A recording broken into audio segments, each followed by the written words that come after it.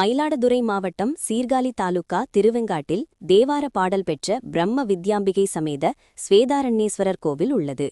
நவகிரகங்களில் புதன் ஸ்தலமாக திகழும் இக்கோவிலின் இந்திர பெருவிழா கடந்த மாதம் 28ஆம் தேதி கொடியேற்றத்துடன் தொடங்கியது. 9ஆம் நாள் திருவிழாவான தேரோட்டம் இன்று நடைபெற்றது.